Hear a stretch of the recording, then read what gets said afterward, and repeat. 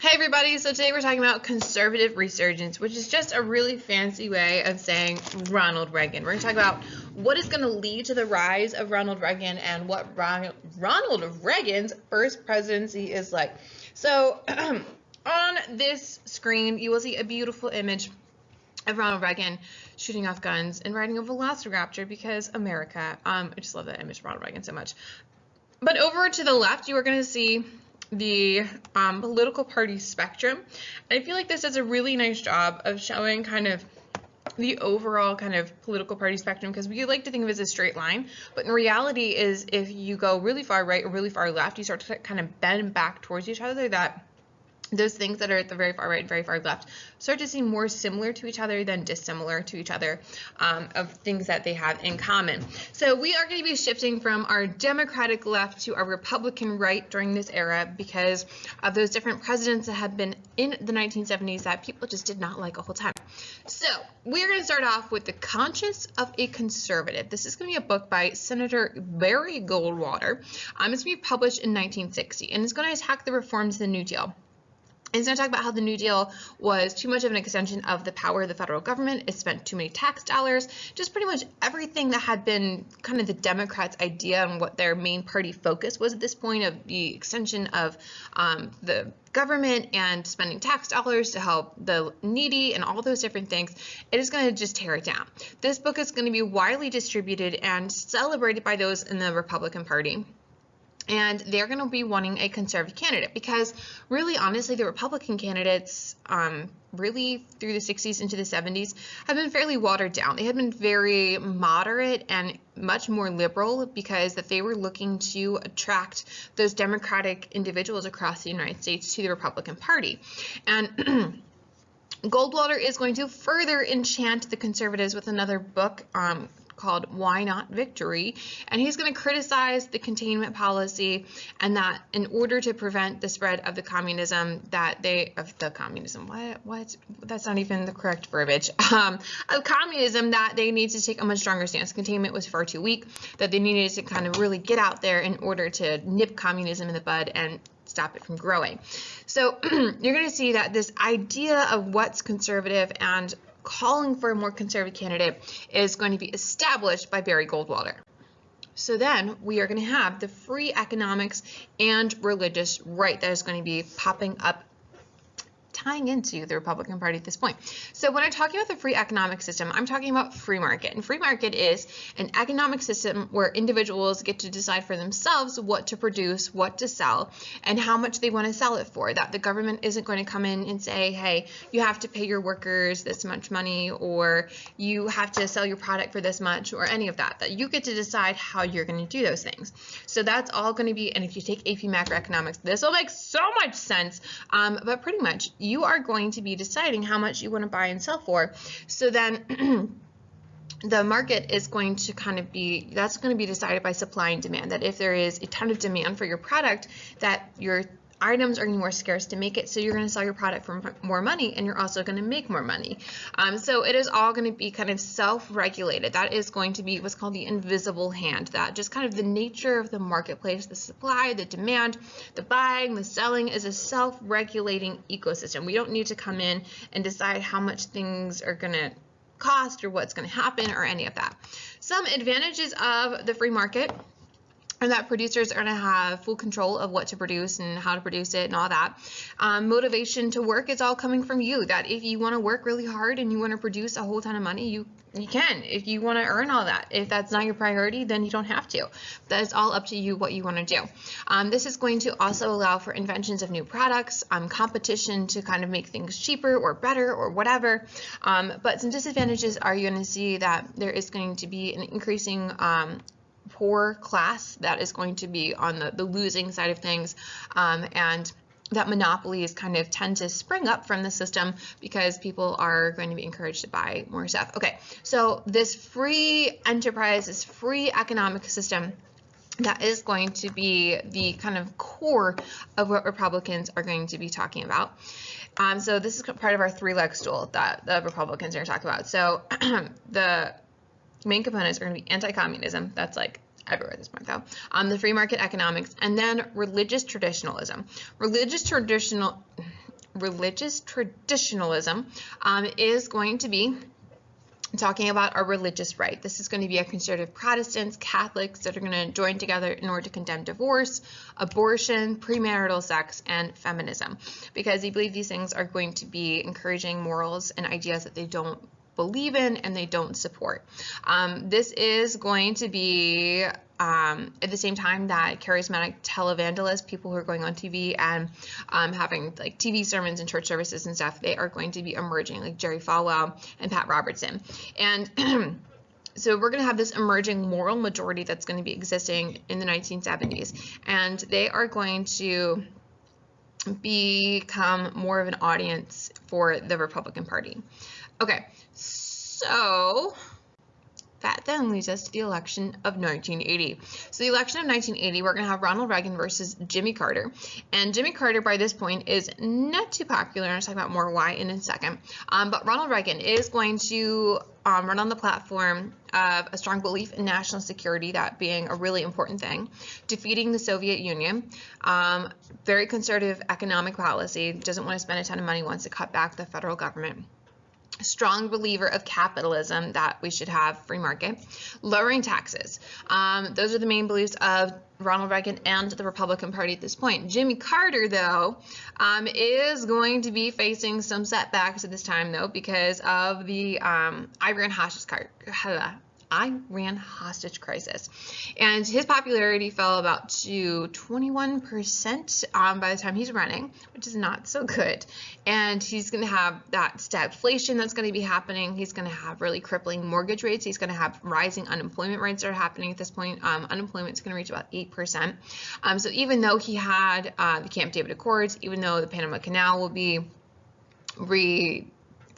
given back to Panama at this time, that you are going to see that generally he is not too popular. Fuel shortages are continuing during this time, and the Soviets had invaded Afghanistan, so Jimmy Carter doesn't look so good. Reagan is going to win by 51% of the vote. Carter's going to get 41%, and the independent candidate, John Anderson, is going to get 6.6%. But you're going to see that the Electoral College is going to be 90 to 9.1%. Okay, so then that leads us into Reagan's presidency, which starts off with the Reagan Coalition. The Reagan Coalition is going to be, coalition is kind of like a joining together of people. This is going to be put together in 1980, and it's going to appeal to the Christian right, and it's going to consist of economic conservatives, social conservatives. The coalition is not a majority, but the candidate must appeal to the independents as well, or the people who have yet to make up their mind of who to vote for. And this is going to illustrate a voting strategy based on ideology. That's kind of the collective piece that's coming together between our groups. So our coalition is going to include the traditional core of the Republican Party voters, of the middle class suburbanites, the migrants, the Sunbelt states, our blue-collar Catholics, and largely Southern whites. But you're going to see that some Democrats are going to come over to this side as well. So our moral majority, this is going to be the political organization of the United States to have Christian-oriented political lobbying during this time. Jerry Falwell is going to be the person who forms this. And this is going to be an organization that is made up of conservative Christian political action committees that are going to campaign on issues that they personally believe are important to maintaining the Christian conception of moral law.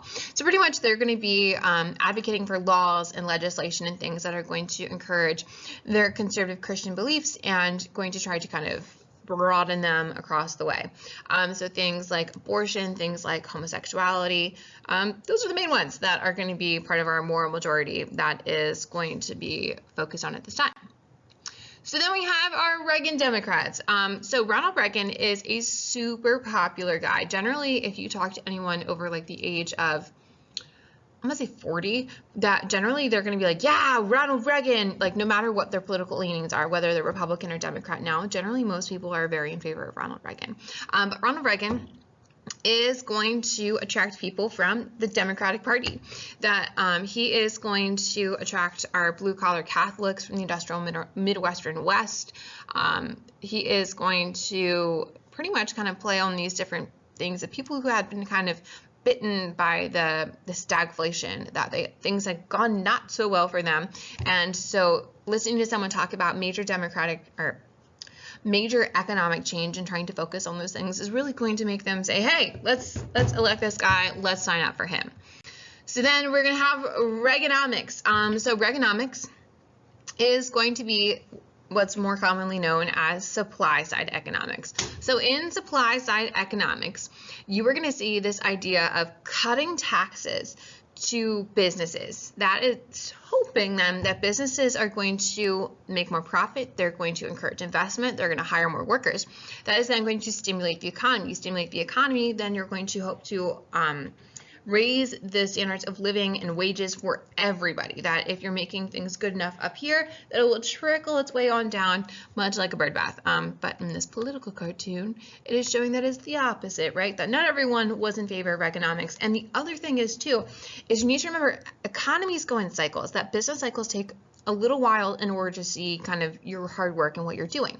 So it takes anywhere from honestly about 4 to 6 years in order to actually see the effects of what you're doing. So Ronald Reagan is honestly, in his first term as president, he's going to be like, hey, all these economic changes, but you aren't going to see those changes until his second term as presidency. So it takes a little while for you to actually kind of reap the benefits of the hard work you're putting in to try to recenter the economy and make things better. And also, you're just seeing kind of the general flow of the economy.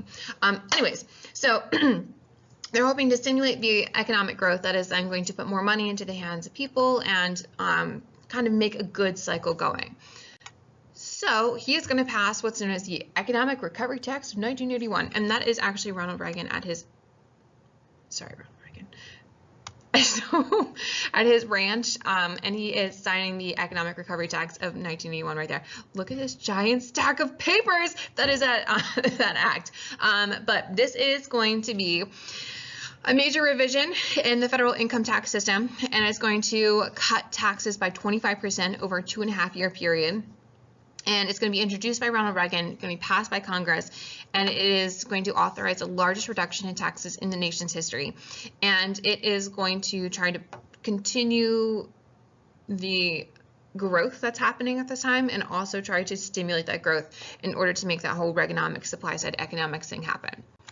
So this is also going to go hand in hand with deregulation. Deregulation is the act of freeing from regulation, which is more so government regulation that we're discussing. So at this time, for Ronald Reagan, you're going to see that deregulation had begun under Jimmy Carter, but it's going to expand even more under Ronald Reagan, because part of that free market economics is that you need to have less of a government hand in deciding how things are going to go and regulating the economy and regulating business. So that means things like OSHA, that's pretty much an organization to protect workers. The EPA, the Environmental Protection Agency, are going to be deregulated this time. They're going to be made much smaller this time. And you are going to see that there are going to be people who aren't nearly as in favor of some of these government agencies and what they're doing. They're going to be appointed to be the directors of them to try to cut them back and deregulate them. Okay, so remaking the judiciary. Ronald Reagan is also very famous and more importantly known for what he did with the Supreme Court.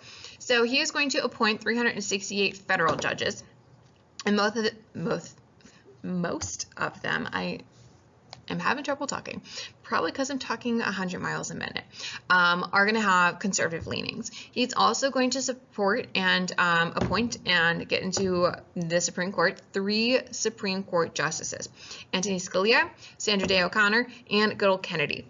And then William Rehnquist, this guy right here, is going to be elevated or promoted, if you will, to become the Supreme Court Chief Justice. And he'll be the Chief Justice from 1986 to 2005. And you're going to see the court is going to remain relatively moderate, even though those 3 judges I just talked about are going to have conservative leanings, and Rehnquist has conservative leanings as well. And they are actually going to be a bit more conservative before Sandra Day O'Connor gets into the Supreme Court. So before Sandra Day O'Connor gets there, the Supreme Court is going to limit the reach of the federal laws. They're going to end court-ordered busing. Busing had been court-ordered after Brown Press Board of Education had gone through, and this kind of like weird period afterwards where a bunch of states and stuff had like skirted away around trying to desegregate schools that pretty much segregate schools again. And so the court is going to order students to be bused from one location to another in order to integrate schools. And they're also going to endorse the constitutional protection of property. Then when Sandra Day O'Connor gets into the Supreme Court, you're going to see then the court becomes a bit more moderate when she comes in and kind of sways those voting opinions. And the very first one you're going to see of that more moderate approach was she was the deciding vote in order to prevent the overturning of Roe versus Wade. So you're going to start to see kind of a more moderate Supreme Court. Okay. So HIV and AIDS, this is going to be a huge issue that is going to begin while Ronald Reagan is in his first term as president. HIV and AIDS is going to be known as the gay disease when it first emerges.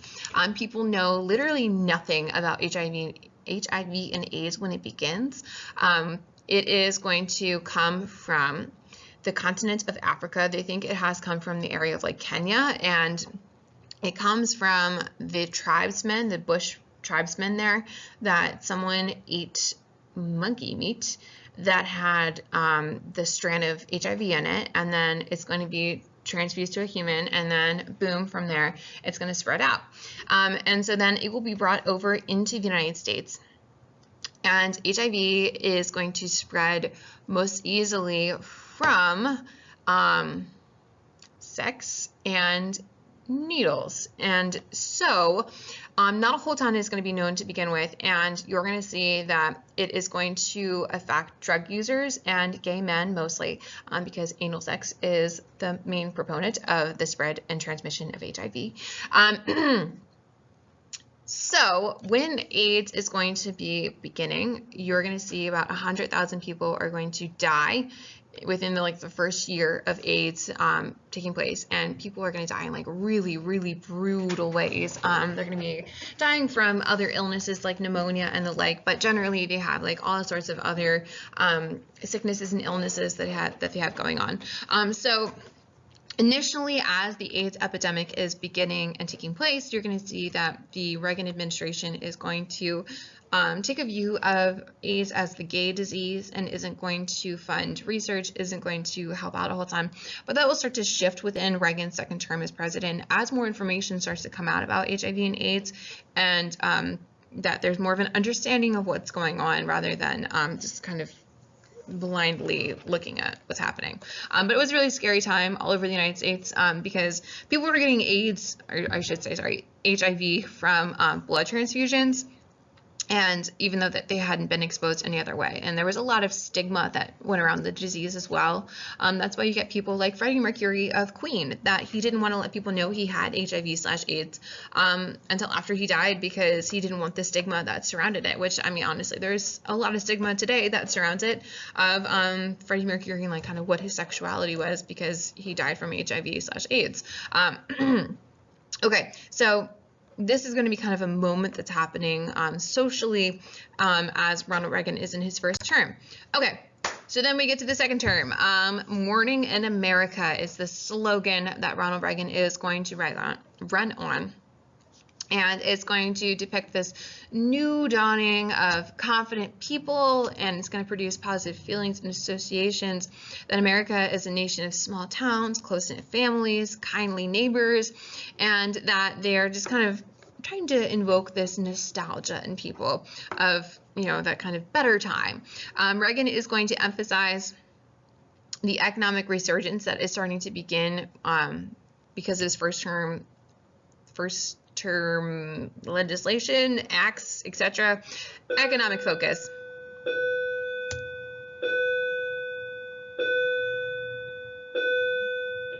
That will then kind of provide this idea of where he wants to go for his second term. He is going to run against Walter Mondale, and you are going to see that Walter Mondale is going to describe a New Deal coalition for his campaign. He is going to be kind of harkening back to Franklin Delano Roosevelt and like the good old era, as he terms it, of Democrats. And you're going to see that Reagan will win the ticket and he will win the election, and so he will then go in for his second term as president. Okay, so if you have any questions, please don't hesitate to sign up for Key Time on the board right there. If you need to come and ask them, you can always come in before or after school. You can always submit your questions to the question box on the back table on the very back of the room, or you can just ask them in class, because someone else might have the same exact question as you and they might need clarification as well. I hope you enjoyed this very fast-paced lecture.